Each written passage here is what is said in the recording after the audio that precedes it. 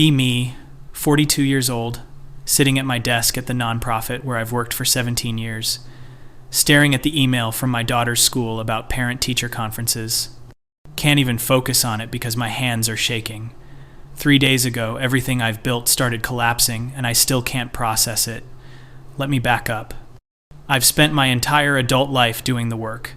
The real work. Not the corporate feminism bullshit. Not the lean-in garbage. Actual grassroots organizing, policy advocacy, community education. Started right out of college, worked my way up through various organizations, met my ex-husband at a fundraiser. He seemed progressive enough. We had 4 kids in 6 years, which I know sounds traditional, but it was my choice, my body, my decision to have a large family. We divorced when the youngest was 3 because he couldn't handle that my career mattered as much as his. Typical story, he wanted me to scale back, be more available. I refused to, shrink myself for anyone. Raised these 4 kids mostly on my own with some weekend custody arrangement, and I didn't just raise them, I educated them. From the time they could talk, I was conscious about everything. Toys that weren't gendered, books with strong female protagonists and emotionally intelligent male characters. No princess culture, no toxic masculinity reinforcement. When my oldest son was 5 and someone gave him a toy gun, I had a whole conversation with him about violence and patriarchy. He seemed to get it, asked thoughtful questions. I was so proud. My daughter, the second oldest, never wore pink until she was 7 and specifically requested it. Even then, I made sure she understood she didn't need to perform femininity for anyone. We talked about media representation, about the male gaze, about internalized misogyny. She nodded. She engaged. She seemed to understand. The 2 younger boys, I was even more careful with them. Made sure they knew crying was healthy. That gentleness was strength. No sports, unless they specifically wanted them. And even then, I chose carefully. Soccer was okay. Football was too aggressive. I homeschooled them until middle school, specifically to control their early education. Used curricula I vetted personally, supplemented with theory adapted for children. Read them books about consent, about emotional labor, about dismantling the patriarchy, had age-appropriate conversations about everything. When they went to public school for middle and high school, I prepared them. Told them they'd encounter regressive attitudes, that their peers might not understand. Armed them with responses, with frameworks for thinking critically. They seemed solid, all 4 of them. My daughter started a gender equality club at her school in 8th grade. I helped her organize it, came to speak at their meetings. My oldest son wrote a paper about toxic masculinity in 9th grade that his teacher praised. I kept that paper. I was so proud I cried. The younger 2 were always sensitive, thoughtful, asked good questions. People would comment on how articulate they were, how aware. Other parents at school events would ask me how I raised such conscious kids. I'd smile and say it was about consistency, about walking the talk. My work knew me as someone who didn't just advocate professionally, but lived it personally. I'd bring my kids to events sometimes. They'd help set up. They'd listen to speakers. My daughter volunteered at our office the summer she was 14. She was good at it, organized, passionate. I thought I was doing everything right. I really believed I was giving them the tools to see through the bullshit, to opt out of restrictive gender roles, to build lives based on authentic selves rather than societal expectations. And for years, it seemed like it was working. Then my daughter turned 15, started spending more time in her room, which I figured was normal teenage stuff. But then I noticed she was watching makeup tutorials, not like creative, artistic makeup, like conventional beauty makeup, contouring, highlighting, the whole thing designed to meet patriarchal beauty standards. I tried to approach it gently, asked her about it. She shrugged, said she just thought it was fun. I suggested maybe we could talk about where those beauty standards come from. She rolled her eyes. Actual eye roll. Said, "I know, Mom. I know all of that. I just like it. I let it go. Didn't want to push. But then it was other things." She started following these influencers who were all about traditional femininity. Not even ironically, just straight up embracing it. Started talking about wanting to learn to bake, to sew. Which, fine, those are skills, gender-neutral skills. but it was the way she talked about it, like she was reclaiming something, like she'd been deprived. My oldest son, meanwhile, started going to the gym, which, okay, physical fitness is fine, but he became obsessed with it. Bulking, cutting, protein shakes, the whole culture.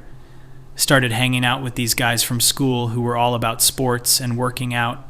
Stopped talking to me about feelings, about anything substantive.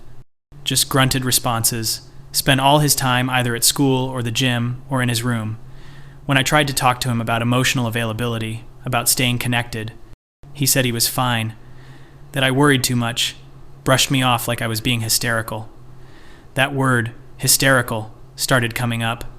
My daughter used it once, said I was being hysterical about something.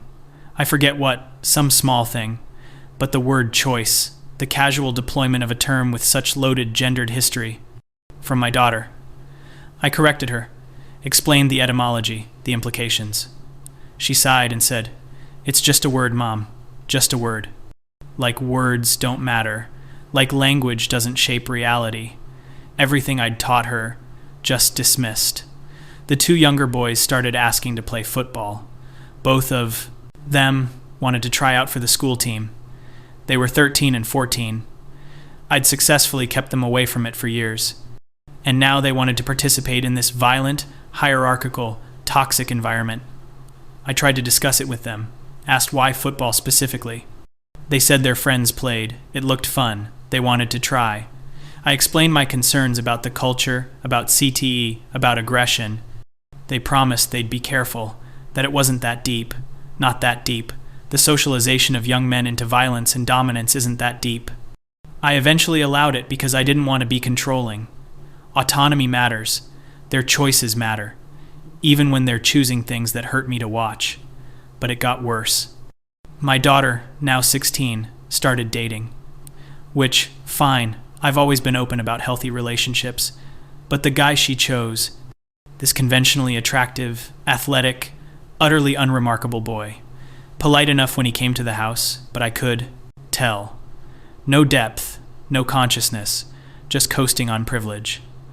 When I gently asked her what she liked about him, she listed the most superficial things. He's funny, he's sweet, he's good at basketball. Nothing about shared values, about intellectual connection. I asked if they talked about important things. She looked at me like I was from another planet, said, "We're 17, Mom. We're not trying to solve world problems," as if being young means you can't think critically. As if I hadn't raised her to engage with the world thoughtfully at every age. My oldest son started talking about joining the military. The military. My son, whom I raised to question authority, to resist imperialism, wanted to enlist. When I asked him why, he gave me this speech about service and discipline and purpose. Words that sounded like they came from a recruitment video. I tried to discuss U.S. foreign policy, military-industrial complex, the reality of what he'd be serving. He said I was being political, about something personal, that it was his life, his choice, which, yes, it is his choice, but choices don't exist in a vacuum. They're influenced by propaganda, by societal pressure, by patriarchal notions of masculinity. He wasn't making a free choice. He was capitulating to everything I'd tried to protect him from. The breaking point came 3 days ago. All 4 of them were home, which is rare now. They're always out with friends, at practice, at work, anywhere but here. I made dinner, tried to have a family meal like we used to have these great discussions at dinner about articles I'd read, about current events. The kids would engage, offer perspectives, ask questions. Now they mostly look at their phones. But I tried. I put phones away rule for dinner. Made something I knew they all liked. Tried to start a conversation about something I'd seen about the pay gap. New statistics, still depressing. Wanted to discuss. My daughter actually groaned. Audibly groaned. Said, "Can we not do this right now?" I asked what she meant. We were just talking. My oldest son said, "We're eating. Can we just have a normal dinner?" Normal. Like discussing structural inequality isn't normal. Like the conversations we've always had suddenly aren't acceptable. I said I thought we could have a civil discussion about important issues. That's when my daughter put down her fork. looked at me with this expression I'd never seen before. Not anger, not frustration, and pity. She looked at me with pity. And she said, "Mom, I love you, but I don't agree with you about most of this stuff anymore." The room went completely silent. I felt my throat close up, asked her what she meant. She took a breath and said she'd been thinking about it for a while, that she appreciated how I raised her, the opportunities I gave her, but that she didn't see the world the way I did. Didn't think everything was about gender, about patriarchy, that she wanted different things than I wanted for her. I wanted to get married young, have kids, maybe work part-time. Wanted a traditional family structure because she thought it was beautiful, not oppressive. Said she'd watched me struggle as a single parent and didn't want that. Wanted a partner who provided while she focused on home. Each word was a knife. I couldn't even respond. Then my oldest son joined in. Said he'd been afraid to tell me, but he agreed with his sister, that he thought I'd done too much, pushed too hard. That he felt like he couldn't just be a normal guy without it being a political statement. That he was tired of analyzing everything through the lens of gender, just wanted to live his life without constant critique. The two younger boys were quiet but nodding. All four of my children, united against me, against everything I'd taught them, everything I believed. I tried to argue, tried to explain, told them they were falling for the same traps that caught previous generations, that they were too young to understand what they were giving up. My daughter shook her head, said, "You always do this," said I couldn't accept that they might genuinely disagree. Had to frame it as them being tricked, being too young to know better. Couldn't respect their autonomy. To autonomy, she used my own framework against me. I raised her to value choice, and she was choosing this, choosing everything I'd fought against. My oldest son said he felt like he'd been indoctrinated. That word, indoctrinated. Said he was grateful for some things, like being comfortable with emotions, but that overall he felt like I'd tried to program them. That going to regular school had shown him how different his upbringing was, how much pressure I'd put on them to think correctly. I was crying by this point. Couldn't help it, couldn't hold it together. Told them they were breaking my heart. My daughter softened a little, said that wasn't her intention, but that she had to be honest, that she couldn't pretend to believe things she didn't believe just to make me happy. Asked if I could respect her choices the way I'd always said I would. I didn't answer. Couldn't answer. Got up from the table and went to my room. Heard them cleaning up dinner, talking quietly. Probably about me, about how I'd reacted, proving their point that I couldn't handle disagreement. That was 3 days ago. Since then I've been going through the motions. Going to work, coming home, barely speaking to them. They're polite but distant, treating me like I'm fragile. Which I am. I'm shattered. Keep thinking about every choice I made, every book I read to them, every conversation I orchestrated. Every time I corrected gendered language or challenged traditional assumptions, did I push too hard? Was my son right? Did I indoctrinate them? No, that's not right. I was teaching them, educating them, giving them tools. It's not indoctrination when it's the truth, but they don't see it as truth. They see it as my opinion, my ideology, something they were subjected to, not educated about. I keep replaying moments from their childhood. My daughter at 6, asking why she couldn't wear the princess dress her grandmother bought. Me explaining about limiting femininity to appearance, about internalized misogyny. She'd nodded solemnly, put the dress away.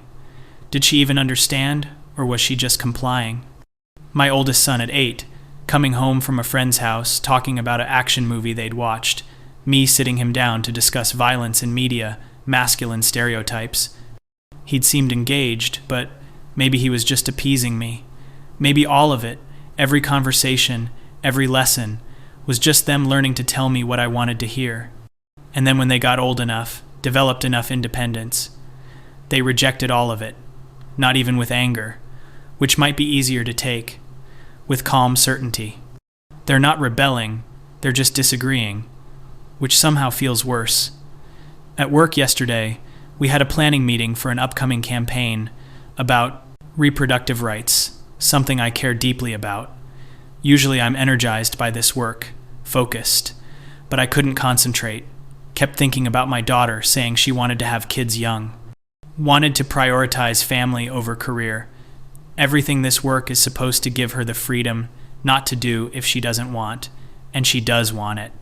Genuinely wants the life I've spent decades arguing against. My colleague asked if I was okay. I said I was fine. But I wasn't fine. I'm not fine. Went home early, said I had a headache. Which was true. I've had a constant headache for 3 days. From crying, from tension, from the cognitive dissonance. My daughter was in the kitchen when I got home, baking cookies, wearing an apron her grandmother gave her, humming to herself. Looked happy. Happier than I've seen her look in months. She offered me a cookie, still warm. I took it. It was delicious. She's good at this, naturally good. Asked me how work was, genuine interest in her voice. I said, it was fine. Asked about her day.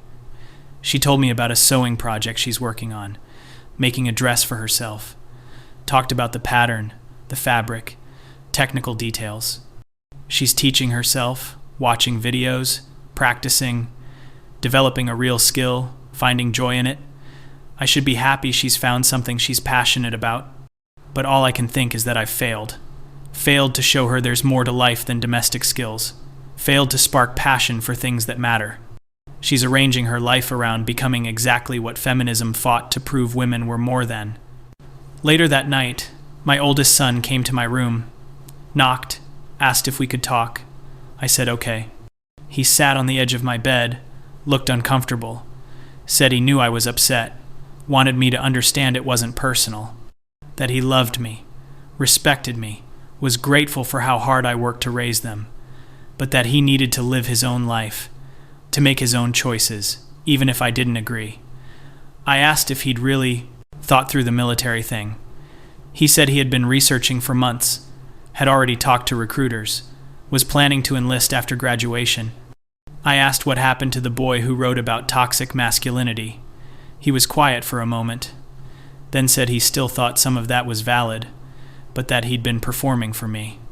Writing what he knew I wanted to read, thinking what he knew I wanted him to think. That once he got to high school and had more exposure to different perspectives, he realized he didn't actually agree with a lot of it. Felt like he'd been living in an echo chamber, my echo chamber.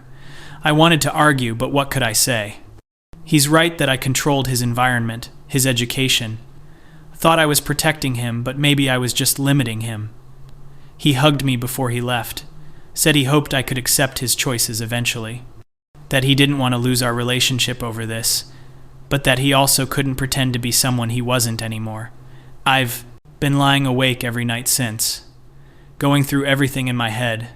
My entire adult life has been about this work, the professional work at my job, yes, but more importantly, the personal work of raising conscious children, children who would contribute to dismantling oppressive structures, who would model different possibilities, who would carry forward the progress my generation fought for. And in one dinner conversation, that entire project collapsed. All 4 of them rejecting it, choosing traditional paths, conventional lives, reinforcing the exact structures I tried to teach them to question.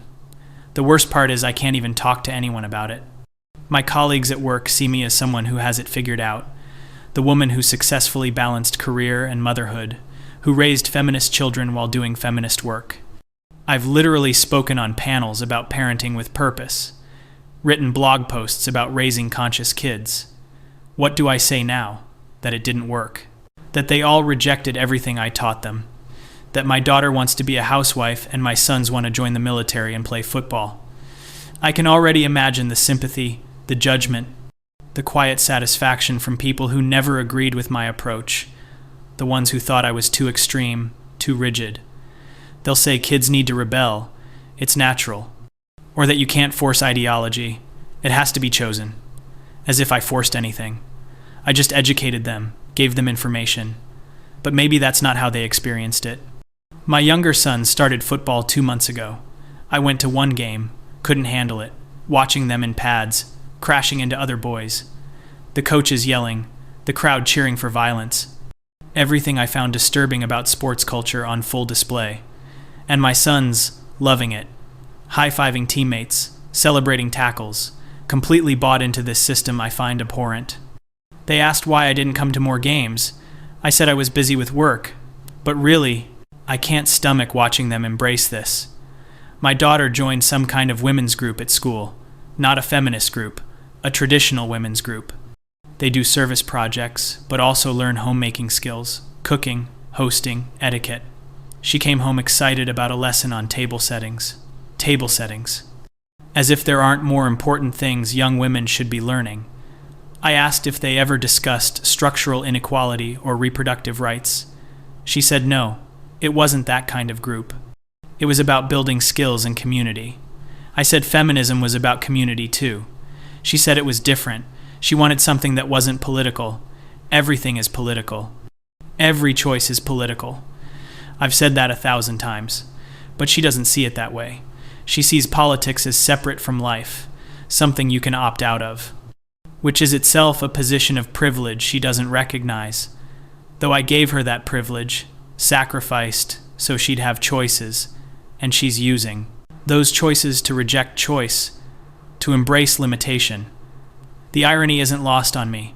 I fought for her right to choose, and she's choosing this. Yesterday at work, we had a young woman come speak. Recent college graduate, joining our team. So enthusiastic, so committed. Reminded me of myself at that age. I felt this deep sadness watching her. She doesn't know yet how it can all fall apart. How you can do everything right and still fail. How the people you invest everything in can reject it all. After the meeting, she came up to me. Said she'd read some of my articles, was excited to work with me, asked if I had any advice. I didn't know what to say. I wanted to tell her not to have kids, that you can't serve two masters, can't be fully committed to the work and to raising children, that children will become their own people, regardless of what you teach them. But I just smiled and said something generic about staying true to your values. She nodded enthusiastically and walked away. I wanted to cry. This morning my daughter asked if we could go shopping together. Mother-daughter time, her treat with money from her part-time job. I said okay, figured I should try. She took me to stores I never shop at, wanted to look at dresses, at feminine clothes, kept asking my opinion on things. And I really tried to be supportive. But every dress she picked up looked like a costume to me. Performance of femininity that serves patriarchal gaze. She could see my face, my reaction. Said, never mind, this was a bad idea. I said no, I was trying. She said that was the problem, that I had to try, that I couldn't just be happy for her. Everything had to be analyzed, politicized. She left me in the store, said she'd meet me at the car. I stood there, surrounded by clothes I'd never wear, feeling like I'd failed another test I didn't know I was taking. In the car, she was quiet. I apologized, said I was working on it. She said she knew this was hard for me, but that she needed me to accept this, accept her as she is, not as I want her to be. I said I did accept her. She said, no you don't. You accept a version of me that agrees with you. That the real her, the her who wants these traditional things, that her you can barely stand to be around. I started crying again, right there in the car. She softened, said she didn't mean to be cruel, but that it was the truth. We drove home in silence. I keep thinking about all the milestones I was supposed to celebrate. My daughter going to college, starting a career. My sons finding partners who challenged them, staying emotionally available. All of them building lives that reflected consciousness, choice, resistance. Instead, I'm looking at a future where my daughter marries young and has babies, where my oldest son joins the military, where my younger sons become exactly the kind of men I've spent my life critiquing. And the absolute worst part, the part that's destroying me, is that they seem happy, genuinely happy.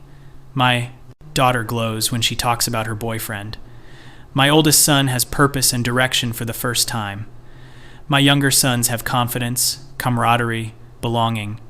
They're thriving in these traditional roles, while I'm falling apart watching them.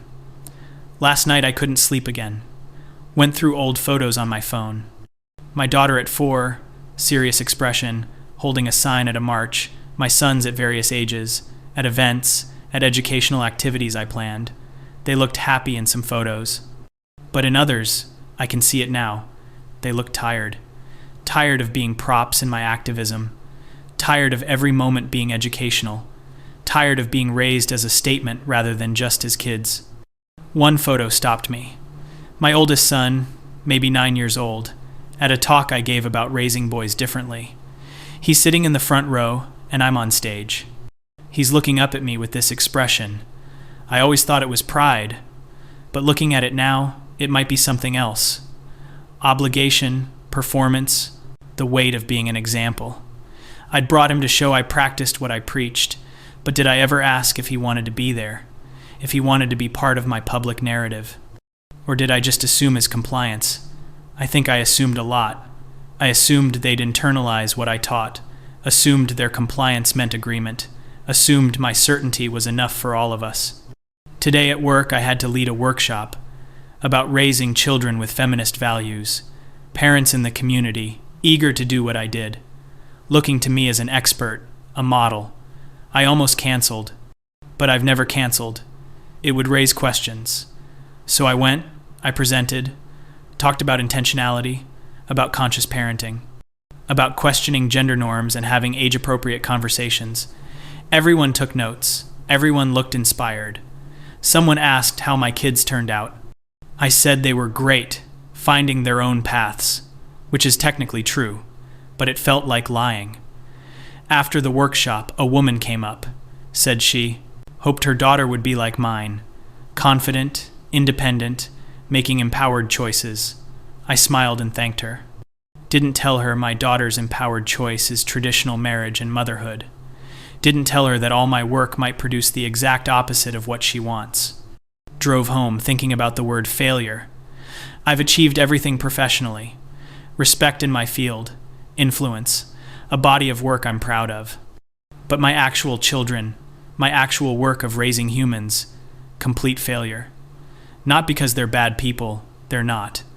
They're kind, they're thoughtful in their own ways. But they're not what I tried to make them. And maybe that's the problem.